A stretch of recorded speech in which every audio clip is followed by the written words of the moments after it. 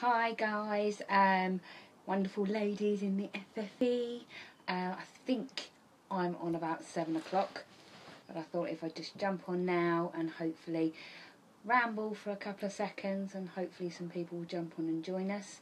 I've decided to sneak outside into the summer house and hopefully hide away from the dog and the kids and phone ringing and anything else like that as well. So hopefully I will be undisturbed, but we never know. Hiya Lindsay, how are you? Thanks for joining. So I'm going to be talking about staying focused and getting the job done. So a nice positive one. So hopefully we'll have a few people join us and I won't have to ramble too long. I'm having to hold the phone because it doesn't matter where I sit. There's sunshine in the way. So I figured if I hold it, then I'll at least be able to control the amount of light. And I've got my cup of tea. Although my cup of tea is a Christmas mug. But there you go.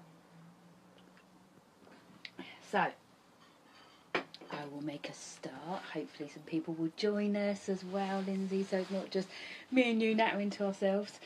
So the subject I wanted to talk about was about staying focused. And the thing is, when you're in a job and you're working 9 till 5 or 7 till 10 or whatever hours you do, you kind of have usually a boss on your back who says, this report's got to be done at 9 o'clock every morning, or this has got to be done every Thursday. And you kind of have these deadlines that are set for you. And if you're somebody that kind of leaves everything to the last minute, you're still working to somebody else's deadlines. So you still get it done on time. Oh, I shall invite people. That's a good idea. And let's just make sure I don't press the delete button. Oh, hang on. I can't invite people. There we go. Just chatting to myself a little bit. Unfortunately, it lets me invite all my friends list, so I'm not quite sure who's in the group and who isn't. So, would be easy if I was technically minded, but I can't remember all the people in the group. So, I've invited Raina and a few other people, so hopefully they'll jump on. But if you know of anybody that should be here, please invite them as well. That would be cool. So if you're somebody who is working to other people's deadlines, it's a lot easier to stay focused because you've got somebody nagging at you and telling you when to do the work. Thank you, you're a star. Whereas when you're self-employed and you're a entrepreneur, there's not that kind of push sometimes, and your deadlines are set for yourself. So one of two categories: you're either somebody who is so determined and really driven and you set yourself deadlines and you stick to them, or you're the opposite side of the spectrum where you don't, and you kind of think, it's my business, I can do it tomorrow.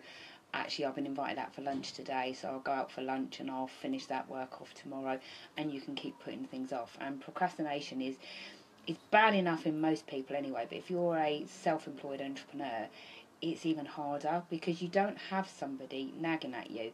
Now, you do have the added thing of finances, so obviously if you don't work hard enough, then you've got no money coming in, so that can be a drive.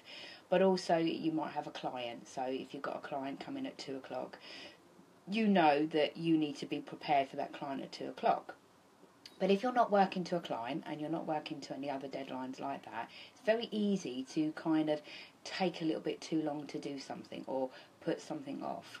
So one of the things I wanted to talk about was a little trick that kind of makes you stay focused on a task and get it finished so that you don't procrastinate. So it's not about fixing procrastination, because that's a much bigger deal really, and it would take a lot longer than a 30-minute training on live to get rid of that. But what it can do is help you to stay focused on what you are doing, so that when it comes to getting tasks done, you actually get through them and you get them gone and you get them done. So it's there's several different types of it. The one I'm going to talk about is a 50-10 ruling, and that is quite well known, and there are lots of different names for it. I did try to Google the specific name, but there are so many different people that have invented this, apparently, that it's got several names. So I'm not going to give any particular name and get it wrong. But it's a 50-10 rule. Now, you can kind of guess where it's going. But there is a 25-minute one, a 45-minute one. There's even a 57 to 17 minute, and then there's a 52 to 15-minute ruling. So lots of people have obviously adapted this ruling to suit themselves and make it slightly different so that they can, so they can win over on what they prefer to do and what helps them. But the 50-10 really helps me, so that's what I'm going to focus on. So, when you are self-employed, you have multiple tasks because you are financial manager, managing director, marketing manager, guru, expert, the receptionist, the admin clerk, the coffee girl, guy. You are everything in your business. And hi Alana, how are you? So you have to do everything in your business, unless you're further down the line where you can start employing VAs and stuff like that, or employ other people. But if you're a solo entrepreneur, you are everyone and everything in your business. So you have multiple tasks that you have to do and you have to get done. And let's face it, the crappy ones get left. They're the ones that you put aside. How many of you don't do your admin? You don't put your files away. And we know from posts we've seen, little piles of stuff setting up, and they do get left and they do get pushed to one side. So if you are somebody who struggles to do the stuff you don't like, this will help you. If you're somebody that really enjoys certain tasks and could spend all day doing it, this is also going to help you do that as well. Because the point is, when you enjoy a task, you can quite happily spend all day doing it. Let's face it, Facebook, things like that, there's a part of the marketing people like.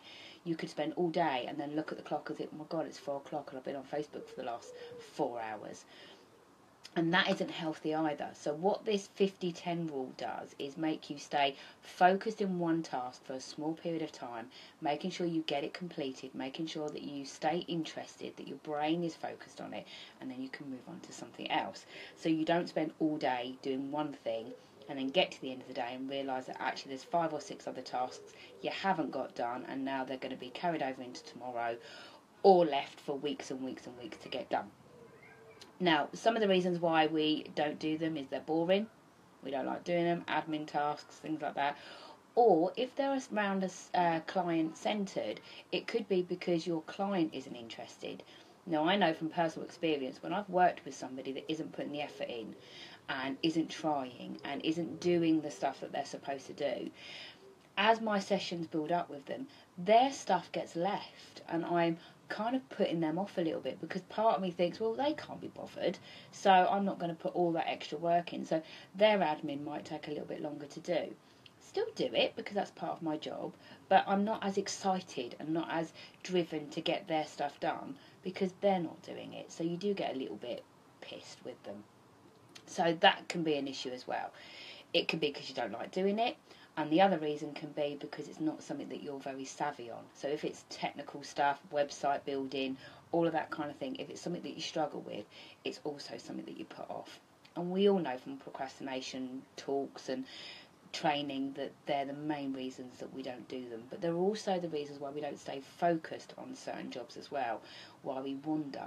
So I don't know if it's just me, I'm doubting it, that when you log on to do something that you're not particularly fond of doing, in the middle of it you'll make a cup of tea, in the middle of 5-10 minutes later you'll just quickly check your emails.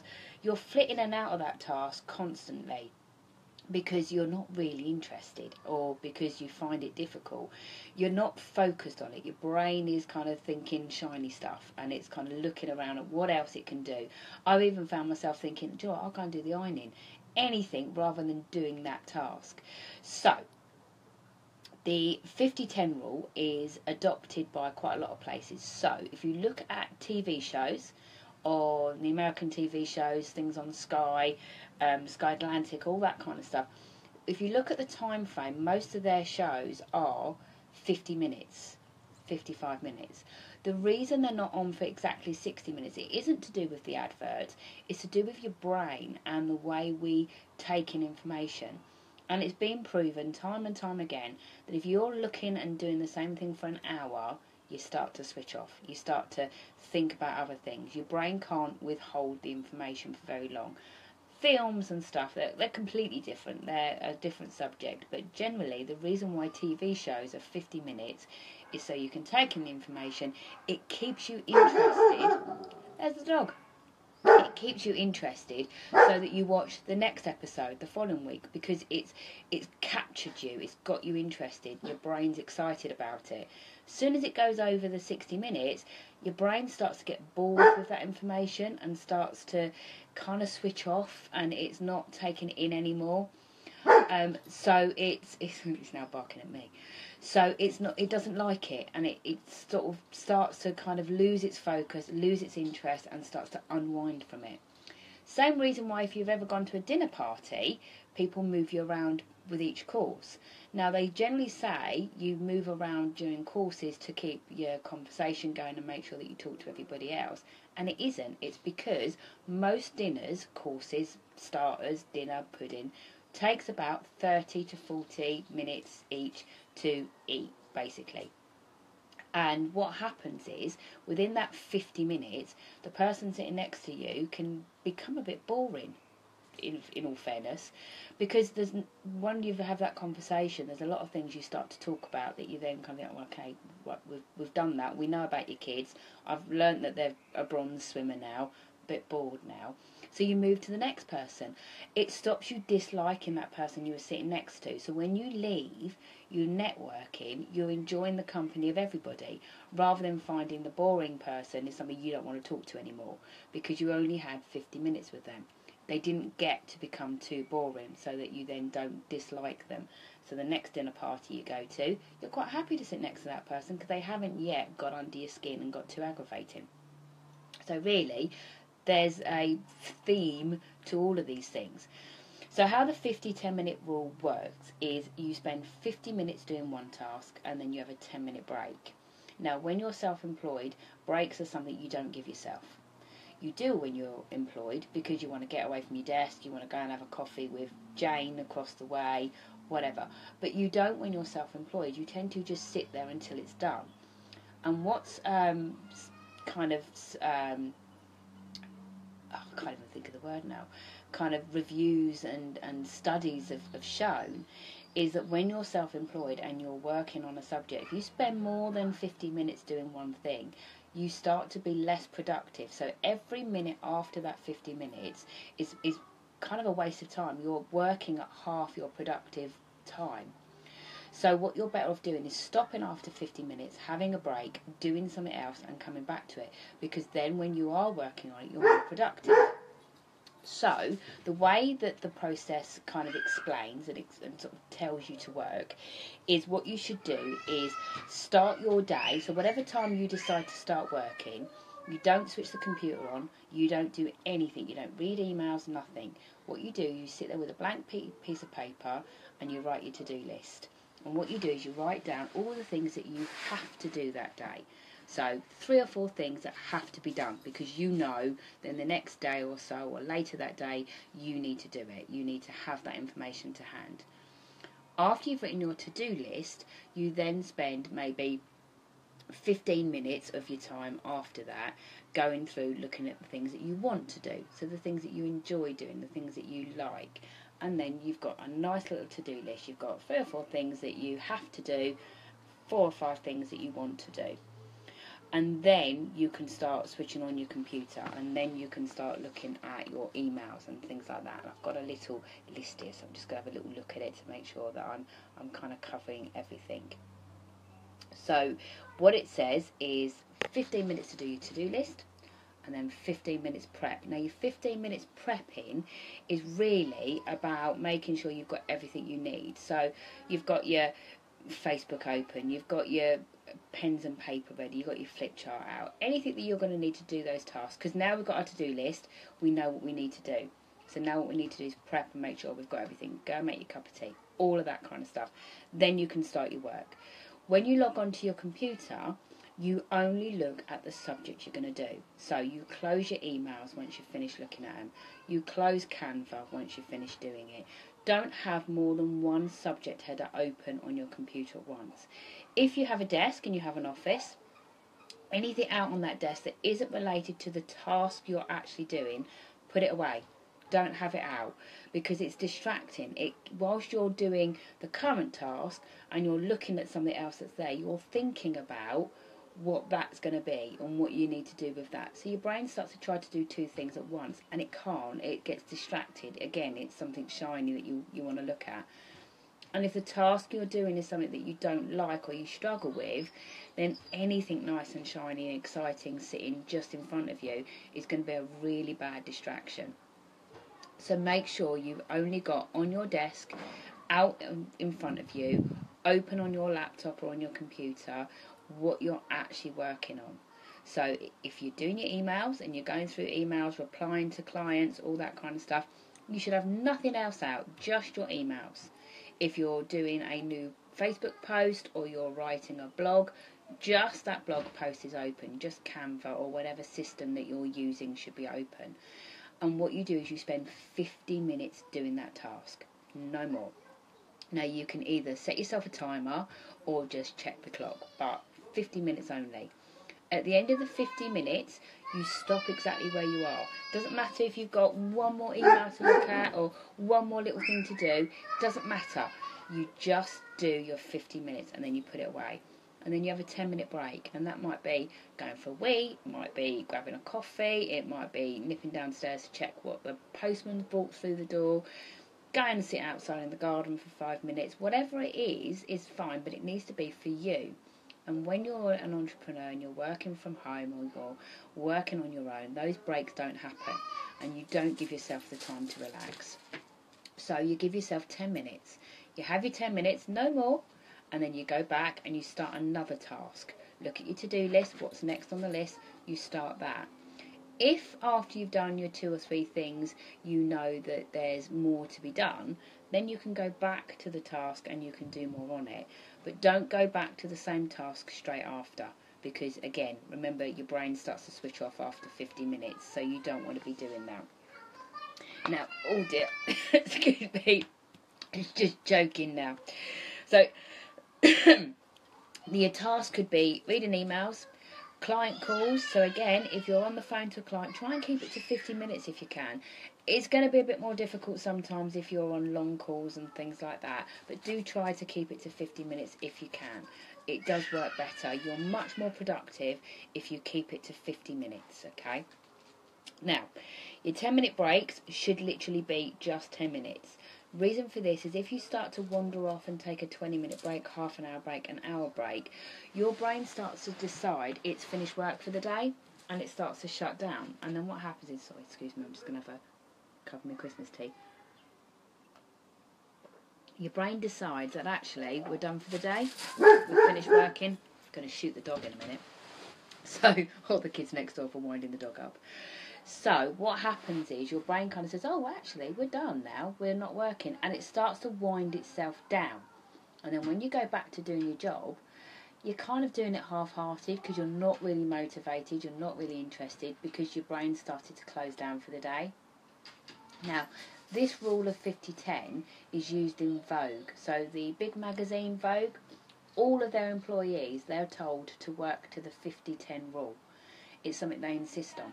Now, I've not heard of many companies that would actually do that, but they insist that after 50 minutes, every one of their employees takes a 10-minute break and then comes back to it because they've decided that their staff are much more productive doing 50-minute slots and then 10-minute breaks than if they're sat slogging at their desk for 2 or 3 hours.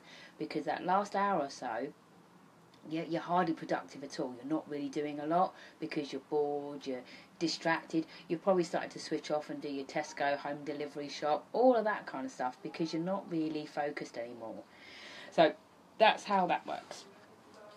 Now, when you are working from home, it's very difficult to kind of have a social life because you tend to work more hours when you're working from home than when you're working from an office.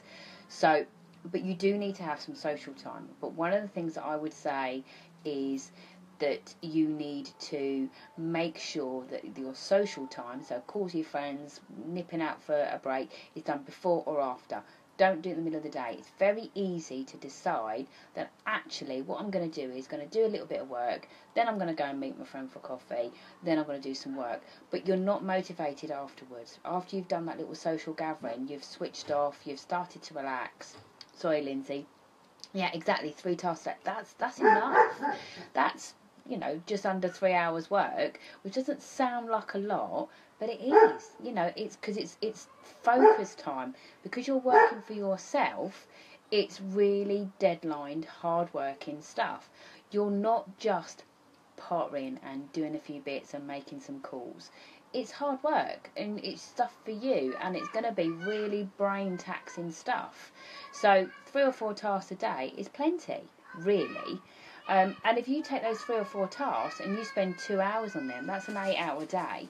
Doesn't sound like a lot, but when you're sat in one place at your desk doing that, slogging at that, you're going to start to get really low and really depressed if you do nothing else. Because when you work from home, you don't have the social environment. You don't have John next door that you can have a little chat with, or the woman across the road that nips out for a cigarette, and and stuff like that. So I'm just reading the things, Lindsay. Yeah, and again, if you're better in the morning, then see, I'm not. I'm awful in the morning, apart from the fact that I'm a miserable cow anyway. I'll be even more miserable first thing in the morning. But yeah, just work your times to suit your personality, and also what you're doing. If you're somebody who is better in the afternoon, then make your hours afternoon onwards. Have the morning off. Have a long bath. Go for a walk. Go to the gym. Start your day at 11 o'clock onwards, or at 2 o'clock onwards. Work in the evening. Whatever suits you better. I've found, especially recently with this weather, I've been working at night, kind of 8, 9 o'clock at night, because it's cooler. And I've been taking my breaks and my time off in the morning and in the afternoon when it's really, really hot. Because I tried doing it and I was getting irritable and frustrated because I couldn't concentrate because of how warm it was. So if you're somebody that when you are better focused, then definitely work to those times. So the other things is about having a clear area. So making sure that if you have a desk or an office, that you make sure that that area is just for your work stuff, and that you are putting those things away when you're not working on them. So put the diary away if you're not using it, put the laptop away if you're not using it, all of that kind of stuff. Shut down links, so making sure you haven't got 3 or 4 things open at the same time. Books, reading books, your new book you've bought on, time management, whatever it might be, put it away if you're not reading it. Don't leave it out, because again, you're looking at it from across the way and you're distracted by it. And one of the big things as well is making sure that your workspace is for work. So don't start doing work from the sofa and then doing it from the kitchen, and try and find a space that is just for work, because that becomes your workspace. The same as if you've ever done any marriage counselling or anything like that, they say that you should never argue in the bedroom, because the bedroom should be a lovely place. It should be where you and your husband or your wife kind of communicate and, are in love and all that kind of stuff. So if you are working on your bed, then when it comes to being all lovey-dovey with your husband, actually your brain starts thinking about work. And that's not very nice, is it? Especially for them. It doesn't do their ego any good. And it's not good for you. So find a space within the house or wherever it is that you are that you find comfortable, that you can work from. Lots of people will have desks and offices and stuff, but some people just won't have the space in the house for that. So find yourself a space that can be a workspace and use that for working. Because then when you sit at that table, or you sit at that desk, or you sit in that room, your brain is like, okay, I'm at work. It's a little bit like when you were working 9 till 5 and you put your suit on. Now, the job I used to do, I used to have a lanyard that I used to have to wear with my name and a swipe card and stuff. And I would put that on. And the minute I put that on, I was Tina the manager.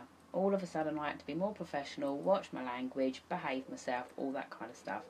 When I used to go outside for lunch, I would take it off and put it in my handbag, because that was my lunchtime. That was my break from the office, from the people at work.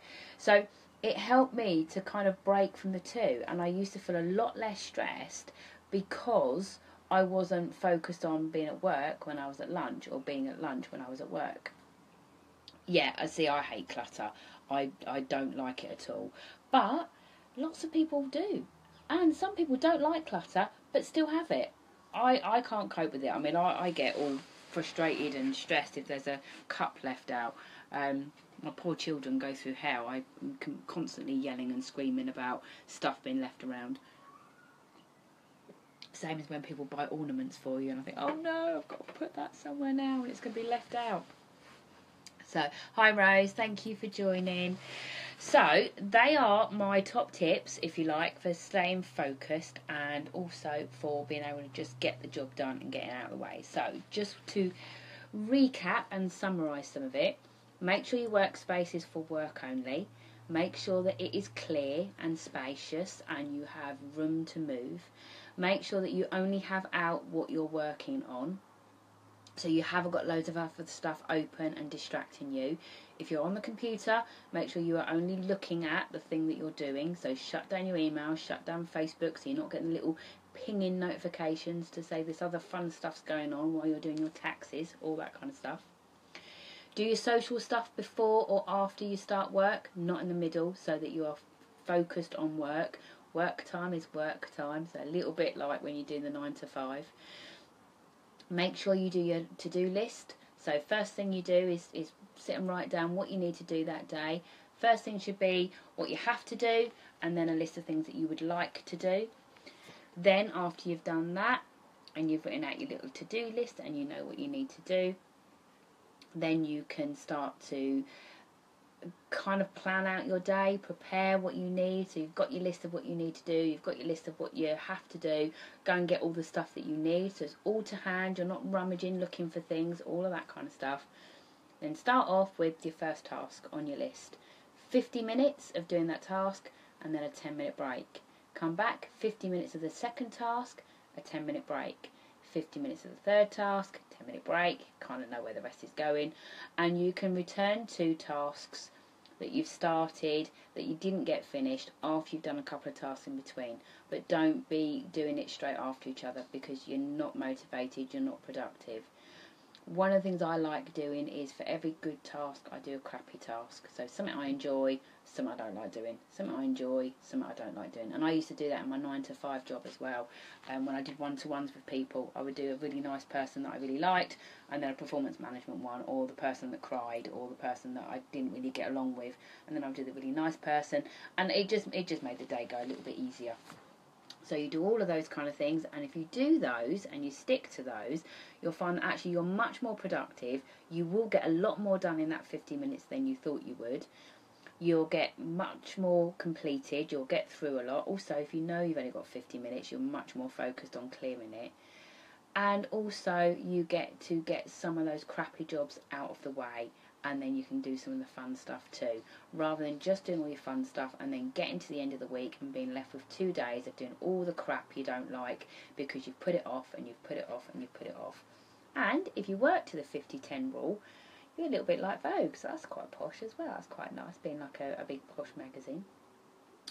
And if you do all those things, then you stay focused, you get the job done, just like my title said. But also you get to have fun with what you're doing as well. So they're my top tips. Hopefully you found them useful, and thank you, lovely ladies, for joining me on the live and watching, and hopefully it's been useful.